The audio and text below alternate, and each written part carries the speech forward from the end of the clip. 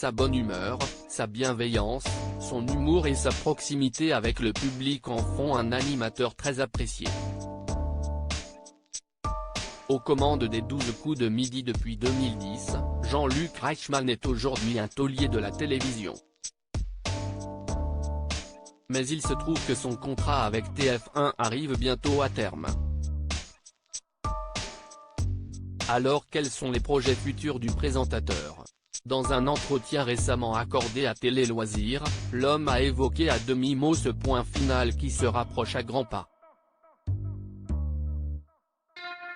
Loin de vouloir arrêter son métier et quitter la télévision, Jean-Luc Reichmann semble bien décidé à poursuivre dans cette voie qu'il emprunte depuis le tout début des années 2000. Je suis un passionné. Pour l'instant, je n'ai pas le sentiment de travailler. Quand j'arrive sur un plateau, j'ai envie de faire partager des moments positifs.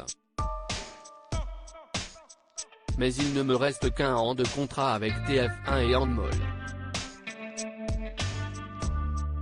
Nous ferons donc un point au moment venu, a-t-il dévoilé auprès de nos confrères.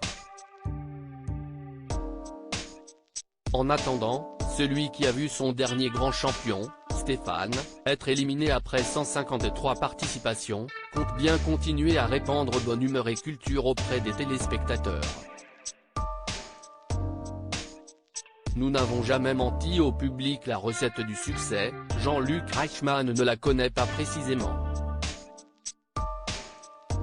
Pourtant, son célèbre jeu télévisé enregistre chaque midi des records d'audience. Des résultats dont il n'est pas peu fier.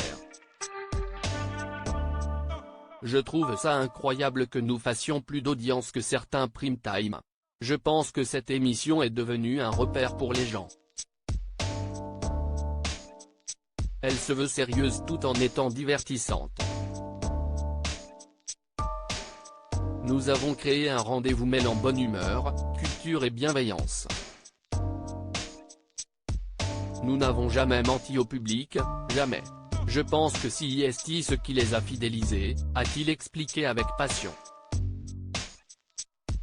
À noter que Jean-Luc Reichmann n'est pas simplement animateur de télévision. En effet, depuis 2013, il campe le rôle du commandant Léo Mattei dans la série TF1 du même nom. Une autre corde à son arc qui lui permettra très probablement de continuer sans mal sa carrière à la télévision.